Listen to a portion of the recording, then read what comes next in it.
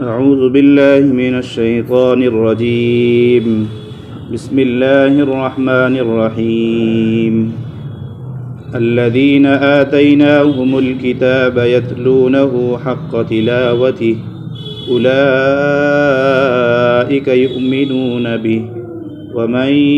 يكفر به فأولئك هم الخاسرون وقال النبي صلى الله عليه وسلم اقرأوا القرآن فإنه يأتي يوم القيامة شفيعا لأصحابه أو كما قال عليه الصلاة والسلام۔ محترم بھائیو، عزیز بزرگوں، کل بات چل رہی تھی کہ قرآن مجید کے ہمارے اوپر کچھ حقوق ہیں،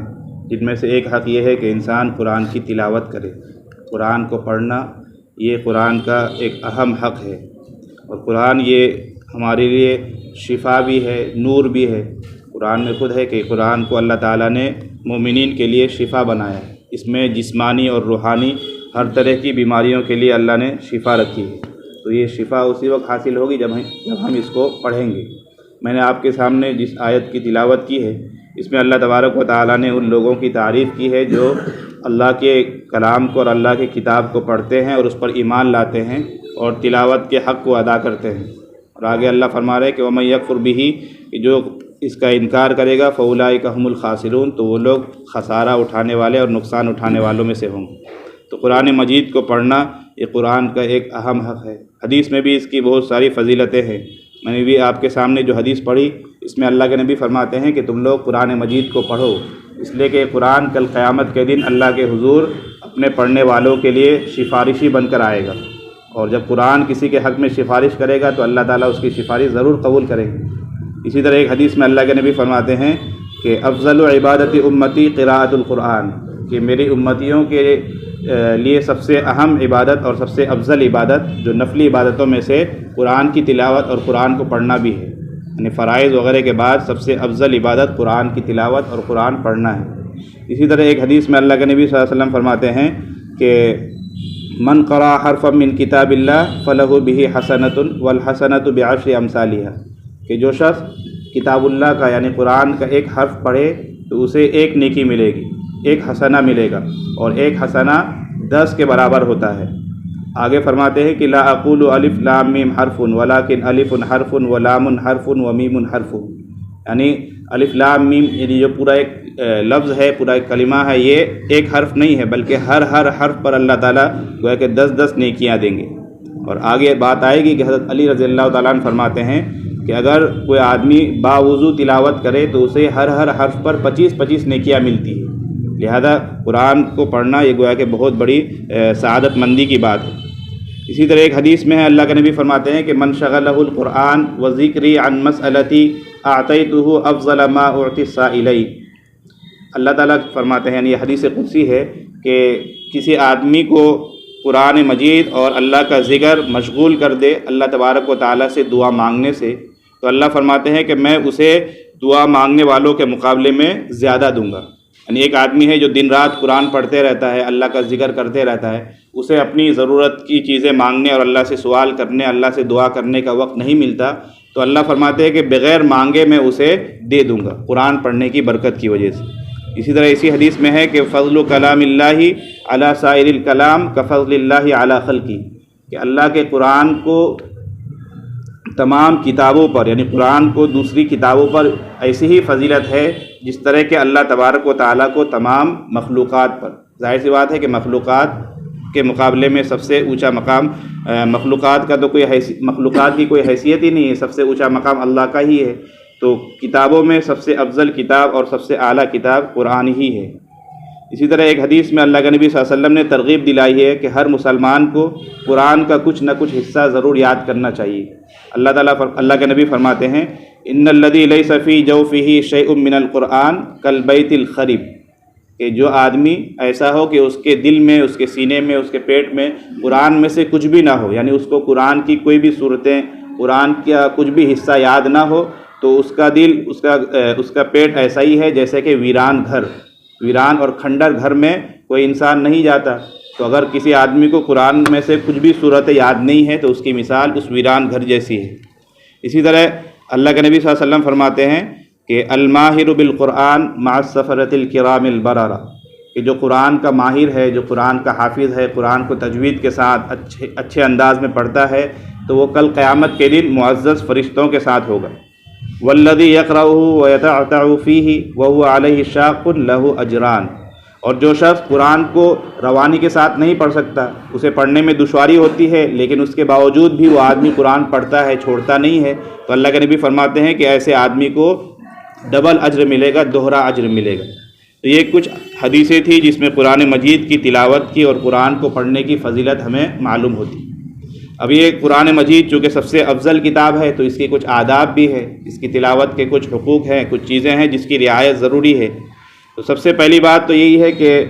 ہم قرآن کی جب تلاوت کریں تو ظاہری اور باطنی ہر اعتبار سے اپنے آپ کو پاک صاف کریں، یعنی باوضو رہے انسان، کپڑے بھی پاک ہو، جگہ بھی پاک ہو، اسی طرح دل، دماغ اور نیت ہر چیز پاک ہو۔ ایسا نہیں ہے کہ ہم تلاوت کرنے بیٹھیں اور ذہن میں دنیا بھر کی فحش چیزیں اور دنیا بھر کی غیر ضروری چیزیں ہمارے ذہن میں گردش کرتی رہے، بلکہ انسان ظاہری طور پر بھی پاک رہے اور باطنی طور پر بھی، یعنی دل، دماغ ہر اعتبار سے یکسو ہو کر اللہ تبارک و تعالیٰ کی بڑائی اور اللہ تبارک و تعالیٰ کی کتاب کی بڑائی کو سامنے رکھتے ہوئے اس کی تلاوت کرے۔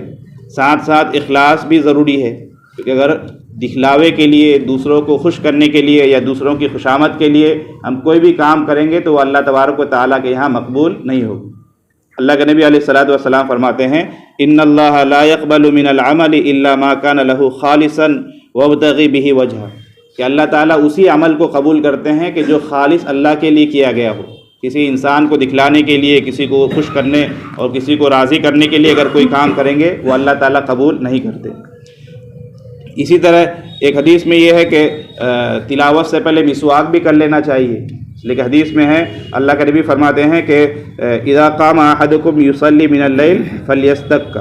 جب تم میں سے کوئی آدمی رات میں نماز پڑھے اور نماز میں قرات لمبی کرنا چاہے تو اسے چاہیے کہ وہ مسواک کر لے۔ اور آگے اللہ کے نبی نے وجہ بھی بتلائی ہے، اس لیے کہ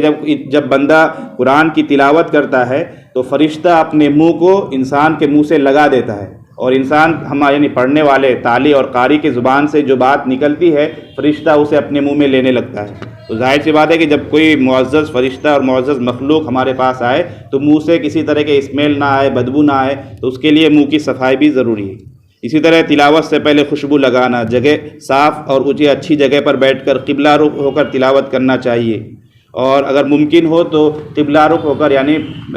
پچھم کی طرف منہ کر کے قرات کرنی چاہیے۔ اسی طرح قرآن میں ہے کہ ورتل القرآن ترتیلا، کہ قرآن پڑھنے کا ایک ادب یہ ہے کہ قرآن کو ٹھہر ٹھہر کر صاف انداز میں پڑھا جائے، تجوید کی رعایت کے ساتھ، اور حروف کو اچھے انداز میں ادا کر کے پڑھے، حروف کو بگاڑ کر آواز کو بہت زیادہ بھدی کر کے نہ پڑھے۔ اسی طرح اچھے انداز میں اور اچھی آواز میں انسان قرآن کی تلاوت کرے۔ نبی صلی اللہ علیہ وسلم فرماتے ہیں کہ زینوا القرآن باصواتکم، کہ تم قرآن کو اپنی آواز سے سجاؤ، یعنی اچھے انداز میں قرآن کی تلاوت کرنی چاہیے۔ اسی طرح ایک حدیث میں ہے کہ ما اذن اللہ لشیء ما اذن للنبی ان یتغنى بالقرآن، بخاری شریف کی حدیث ہے کہ اللہ تعالیٰ نے اللہ کے نبی صلی اللہ علیہ وسلم کو سب سے زیادہ اس بات کی تاکید کی ہے کہ قرآن کو اچھے انداز میں اور اچھی آواز میں انسان پڑھے، بھدے آواز میں اور غلط انداز میں قرآن کی تلاوت نہ کی جائے۔ اسی طرح جب قرآن کی تلاوت ہو تو سنجیدگی اور وقار کے ساتھ بیٹھیں، ایسا نہیں کہ ہم بیٹھ کے کھیل بھی رہیں اور چٹائی سے کھیل رہے ہیں یا ادھر ادھر ہماری توجہ ہو اور قرآن کی تلاوت ہماری زبان سے جاری ہو، ایسا بھی نہیں ہونا چاہیے۔ اور اگلا ادب یہ ہے کہ غور اور تدبر کے ساتھ انسان قرآن کی تلاوت کرے۔ کل بھی یہ بات آئی تھی کہ قرآن کا ایک حق یہ ہے کہ قرآن کو غور سے پڑھا جائے، قرآن کے مضامین کو سوچا جائے، فکر کیا جائے، اور یہ تبھی ہوگا جب ہم قرآن کے معانی کو سمجھیں گے۔ اسی لیے کل بات آئی تھی کہ کم از کم ہم جو صورت نماز میں پڑھتے ہیں اس کو سمجھ کر ہم پڑھنے کی کوشش کریں، اور اس کی آسان ترکیب یہی ہے کہ ایک صورت کو 3 دن تک اور روزانہ کم از کم 3 سے 5 مرتبہ ترجمہ دیکھیں، تفسیر دیکھیں، تو اللہ کی ذات سے امید ہے کہ دھیرے دھیرے ہمیں مناسبت پیدا ہو جائے گی۔ اسی طرح تلاوت کا ایک حق یہ ہے کہ تلاوت کے دوران دنیاوی باتیں اور دنیاوی چیزیں نہ کی جائیں، بلکہ یکسو ہو کر اللہ تبارک و تعالیٰ کی طرف دھیان لگا کر تلاوت کرنا چاہیے۔ اسی طرح تکلف کے ساتھ تلاوت نہ ہو، یعنی ایک تو یہ ہے کہ آپ کی جو نیچرل آواز ہے، نیچرل انداز ہے، اسی انداز میں آپ پڑھیے، بالکل بناوٹی انداز میں اور تکلف کے ساتھ قرآن پڑھنے کو منع کیا گیا ہے، بلکہ ہر عمل میں بے تکلف ہو کر زندگی گزارنی چاہیے۔ ایسا نہیں کہ تکلف کے ساتھ آپ زندگی گزار رہے ہیں، اٹھنے میں، بیٹھنے میں، بولنے میں، کھانے میں، ہر چیز میں تکلف اور نزاکت، یہ چیز مناسب اور پسندیدہ نہیں ہے۔ حدیث میں صحابہ کی تعریف آئی ہے کہ صحابہ کرام بے تکلف تھے، یعنی ان کے یہاں دکھلاوا نہیں ہوتا تھا، کوئی چیز کی تکلف نہیں ہوتی۔ اسی طرح تلاوت کے درمیان جب آپ مضامین سمجھ کر پڑھیں گے تو جو اللہ تبارک و تعالیٰ جو مضامین بیان کرتے ہیں، کہیں پر جنت کا ذکر ہے، کہیں پر جہنم کا ذکر ہے، کہیں پر دوسرے قوموں پر عذاب کا ذکر ہے، تو ان آیات سے اثر لینے کی کوشش ہو کہ اگر اللہ تعالیٰ نعمتیں بیان کر رہے ہیں تو ان نعمتوں سے آپ کا دل خوش ہو رہا ہو، اور اگر اللہ تعالیٰ ڈرا رہے ہیں یا گمراہ لوگوں کو جو سزائیں دی گئی ہے، جو عذاب دیا گیا ہے، اس کا ذکر ہے، تو ایسے موقع پر انسان کو سوچ میں پڑ جانا چاہیے اور رونے جیسی کم از کم صورت بنانی چاہیے۔ ایک حدیث میں اللہ کے نبی صلی اللہ علیہ وسلم فرماتے ہیں کہ جب تم لوگ قرآن پڑھو تو رویا کرو، اور اگر رونا نہ آئے تو کم از کم رونے کی صورت بنا لیا کرو، یعنی جب اللہ تعالیٰ ڈرائے، جب اللہ تبارک و تعالیٰ عذاب کو اور سخت چیزوں کو بیان کرے تو ایسے موقع پر آپ کے دل پر بھی اثر ہونا چاہیے۔ یہ تبھی ہوگا جب ہم قرآن کو سمجھ کر پڑھیں گے، اور اس کے لیے ضروری ہے کہ اس کے لیے ہم ترجمہ دیکھیں اور تفسیر وغیرہ دیں۔ اسی طرح ایک حق یہ بھی ہے کہ احکام قرآن پر عمل کیا جائے۔ میں نے آپ کے سامنے جو آیت پڑھی، الذین آتیناہم الکتاب یتلونہ حق تلاوتہ، تو حق تلاوتی کے تفسیر میں یعنی تلاوت کا حق بھی وہ لوگ ادا کرتے ہیں، ایسے لوگوں کی اللہ تعالیٰ تعریف بیان کی ہے۔ تو تلاوت کا حق یہ ہے کہ ایک تو یہ ہے کہ اسے اچھے انداز میں آپ پڑھیے، تجوید کے ساتھ بہترین انداز میں آپ پڑھیے، اور دوسرا اہم حق یہ ہے کہ یعملون بہ ویتبعون احکامہ، کہ قرآن پر عمل بھی کرے اور قرآن میں جو مضامین بیان کیے گئے ہیں اس کو اپنی زندگیوں کے اندر انسان ڈھالے، تبھی کہا جائے گا کہ اس نے تلاوت کا حق ادا کیا۔ اگر کوئی آدمی صرف قرآن پڑھتا ہے، اچھے انداز میں پڑھتا ہے، لیکن قرآن کے مطابق اس کی زندگی نہیں ہے، تو گویا کہ اس نے تلاوت کا حق ادا نہیں کیا۔ تو تلاوت کے حق میں یہ بھی داخل ہے کہ قرآن پر اچھے انداز میں عمل کیا جائے۔ اسی طرح ایک حدیث میں اللہ کے نبی صلی اللہ علیہ وسلم نے بشارت دی ہے کہ جس طرح آج ہم لوگ بیٹھے ہیں مسجد میں اکٹھے ہو کر تلاوت کرنا اور قرآن مجید سیکھنا اور سکھانا، اس پر اللہ کے نبی صلی اللہ علیہ وسلم نے بشارت دی ہے کہ جو لوگ مسجد میں بیٹھ کر تلاوت کرتے ہیں، قرآن کا حلقہ لگاتے ہیں یا قرآن کی تفسیر کے حلقے میں بیٹھتے ہیں، تو ان لوگوں کے لیے بشارت ہے۔ اللہ کا نبی فرماتے ہیں مجتمع قوم فی بیت من بیوت اللہ یتلون کتاب اللہ ویتدارسون بینہم، کہ اللہ کے گھروں میں سے کسی بھی گھر میں یعنی کسی بھی مسجد میں کوئی قوم، کوئی جماعت، کچھ افراد بیٹھ کر اللہ کے کتاب کی تلاوت کرتے ہیں اور اپنے درمیان قرآن کو سیکھتے ہیں اور سکھاتے ہیں، تو اس سے ان کو یہ فضیلت ملتی ہے کہ الا نزلت علیہم السکینہ، کہ ان پر سکینہ اترتا ہے، وغشتہم الرحمہ، اور خدا کی رحمت انہیں گھیر لیتی ہے، وحفتہم الملائکہ، اور فرشتے انہیں گھیر لیتے ہیں، وذکر اللہ فی من عندہ، اور اللہ تعالیٰ ان لوگوں کا تذکرہ ان افراد کے درمیان کرتے ہیں جو اللہ کے پاس ہے، یعنی فرشتوں کے درمیان۔ تو گویا کہ مسجد میں بیٹھ کر تلاوت کرنے اور مسجد میں قرآن کا حلقہ لگانے کی فضیلت یہ ہے کہ اللہ کی سکینت اترتی ہے، رحمت گھیر لیتی ہے، فرشتے گھیر لیتے ہیں، اور اللہ تعالیٰ عرش میں فرشتوں کے درمیان اس مجلس میں بیٹھنے والوں کا تذکرہ کرتے ہیں اور ان کا ذکر خیر کرتے ہیں۔ تو یہ کتنے شرف کی بات ہے۔ تو یہ قرآن مجید کے کچھ حقوق تھے جو میں نے آپ کے سامنے بیان کی۔ ان حقوق کی رعایت کے ساتھ اگر ہم قرآن پڑھیں گے تبھی گویا کہ ہم قرآن کے حق کو، قرآن کی تلاوت اور قرآن کے پڑھنے کے حق کو ادا کرنے والے ہوں گے۔ اسی طرح اب جب ہم قرآن پڑھنے لگے، سورہ فاتحہ سے ہم نے قرآن شروع کی، سورہ ناس میں پہنچ گئے، تو اب کس دن اور کس وقت قرآن کو مکمل کرنا چاہیے، قرآن کو ختم کرنا چاہیے، اس کے بارے میں بھی علماء نے آداب لکھے ہیں۔ اور اس سلسلے میں ایک اثر منقول ہے، وہ اثر یہ ہے کہ جس وقت انسان قرآن مکمل کرتا ہے، دن کے کسی حصے میں سے جس وقت بھی انسان قرآن مکمل کرتا ہے، مثال کے طور پر ابھی 2 بجے مکمل کرے، تو اس وقت سے لے کر جب تک سورج غروب ہوتا ہے اس وقت تک اللہ تعالیٰ کچھ فرشتوں کو لگا دیتے ہیں جو اس انسان پر رحمت بھیجتے رہتے ہیں۔ اسی طرح رات میں اگر کوئی آدمی قرآن مکمل کرتا ہے تو رات کے جس پہر میں، جس وقت میں قرآن مکمل ہوا، اس وقت سے لے کر صبح تک اللہ تعالیٰ فرشتوں کو لگا دیتے ہیں جو ان پر رحمت بھیجتے رہتے ہیں۔ تو گویا کہ ایسے وقت کا انتخاب کرنا چاہیے کہ جس میں ہمارے اوپر رحمت زیادہ سے زیادہ اترے۔ اسی لیے علماء نے لکھا ہے کہ گرمیوں میں دن چونکہ بڑا ہوتا ہے، اس لیے گرمیوں کے موسم میں صبح کے وقت میں قرآن مکمل کرنا چاہیے، تاکہ شام تک بہت لمبا عرصہ ہوتا ہے اور لمبے عرصے تک آپ پر رحمت اترتی رہے۔ اور سردیوں کے موسم میں رات لمبی ہوتی ہے، تو رات کے پہلے پہر میں یعنی مغرب کے بعد انسان قرآن مکمل کر لے، تاکہ رات کے اخیر تک یعنی صبح ہونے تک اس انسان پر رحمت کا نزول ہوتا رہے۔ تو یہ علماء نے آداب لکھے ہیں کہ گرمیوں کے موسم میں دن کے شروع میں اور سردیوں کے موسم میں رات کے پہلے پہر میں قرآن کو انسان مکمل کرے۔ اسی طرح قرآن جب مکمل ہو جائے تو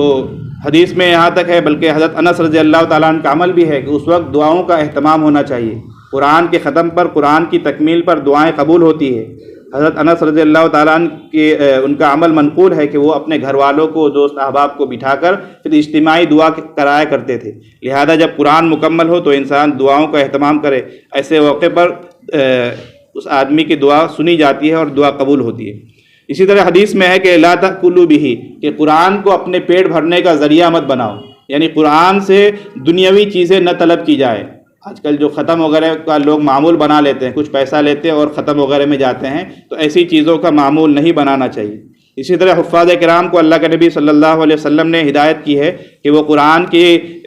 دیکھ ریکھ کرتا رہے، قرآن کی خبرگیری کرتے رہیں، اس لیے کہ قرآن کی مثال ایسی ہے جیسے کہ ایک اونٹ، کہ جس اونٹ کو اگر جو ہی آپ کھولیں گے تو فوراً بھاگ جائے گا۔ عرب میں چونکہ اونٹ ہوتا تھا، ہمارے یہاں بیل لے لے یا کوئی اور جانور لے لے، اس جانور کی اگر رسی آپ کھول دیں گے تو وہ جانور فوراً آپ کے گھر سے باہر کو فرار ہو جائے گا۔ تو اللہ کے نبی فرماتے ہیں کہ قرآن کی مثال بھی ایسی ہی ہے، اگر اسے پڑھتے نہیں رہو گے، اس کی اگر خبرگیری نہیں کرو گے تو یہ تمہارے سینوں سے نکل جائے گا۔ لہذا جو آدمی حافظ ہے انہیں پورے قرآن کی، اور جو حافظ نہیں ہے کچھ صورتیں یاد ہیں تو ان تمام صورتوں کو ہمیں بار بار پڑھنا چاہیے، تاکہ وہ صورتیں ہمارے دل میں محفوظ رہے اور وہ صورتیں ہم بھولے نہیں، وہ صورتیں ہمیں یاد رہے۔ بہت سارے دوست ہوں گے جن کو سورہ یاسین، سورہ کہف وغیرہ یاد ہوگی، تو انہیں چاہیے کہ ان صورتوں کو بار بار پڑھتے رہیں تاکہ یہ صورتیں ہمیں یاد رہے اور ہمارے دلوں سے نہ نکلیں۔ تو یہ قرآن مجید کی تلاوت کے کچھ آداب تھے اور کچھ چیزیں تھیں جو آپ کے سامنے بیان ہوئی۔ اللہ تبارک و تعالی ہمیں ان کہی ہوئی باتوں پر عمل کرنے کی توفیق عطا فرمائے۔ اور سب سے اہم اور آج کا خلاصہ یہی ہے کہ قرآن کو سمجھ کر پڑھیے اور تدبر کے ساتھ، غور و فکر کے ساتھ، معانی کو ذہن میں حاضر رکھتے ہوئے پڑھیے، تب جا کر قرآن کا کما حقہ فائدہ ہمیں حاصل ہوگا۔ اور یہ تبھی ہوگا جب ہم قرآن کو ترجمے کے ساتھ اور قرآن کو اس کی تفسیر کے ساتھ پڑھیں گے، سمجھیں گے اور اس پر انشاءاللہ عمل کرنے کی کوشش کریں گے۔